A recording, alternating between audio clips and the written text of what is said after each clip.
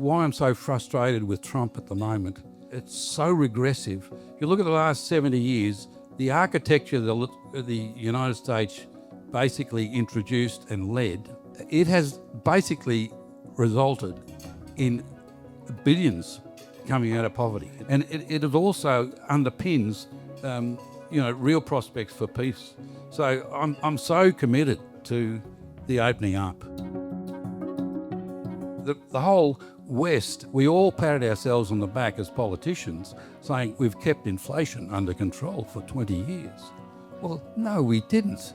China, in opening up, they created all that product at cheap rates, and many industries, especially from America, went in there and took advantage of it. So the world was awash with cheaper commodities than they would have been.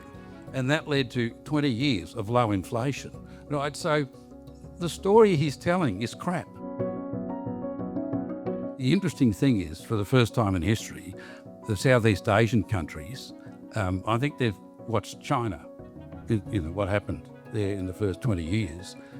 They are opening up. You go to Vietnam today, they're our second biggest trading partner.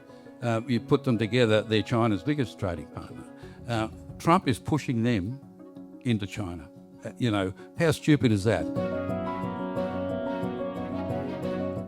If there's anything happens, someone takes a long lunch, you end up seeing corruption on the front page. He gets an aeroplane worth $200 million and they say, good man, that was smart.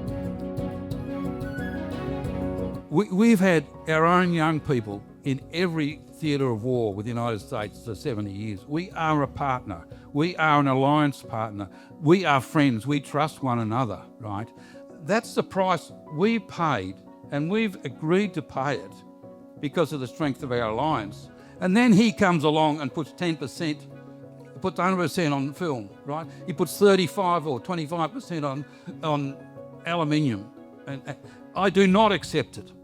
I do not accept it. This is, intolerable. There's more to this than just who can buy something and who can sell something.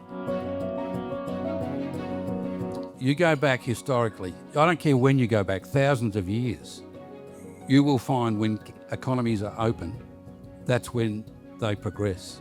When they close, that's when they go backwards. He's now put a 100% tariff on all our films.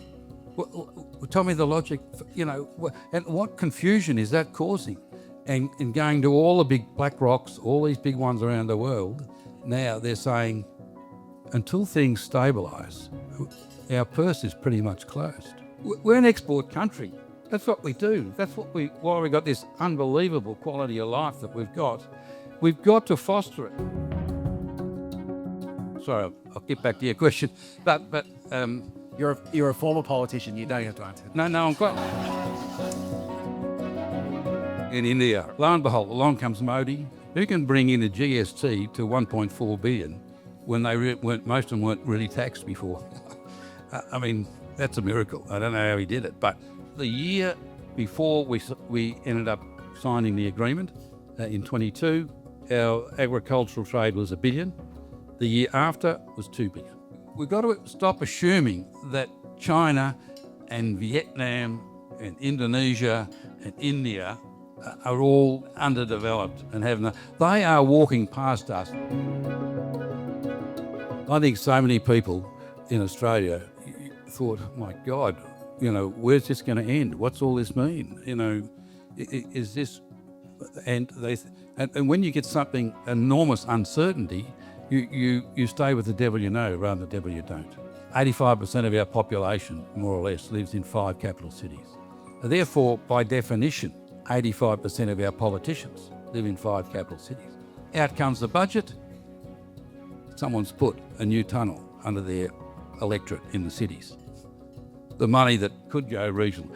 It's so difficult.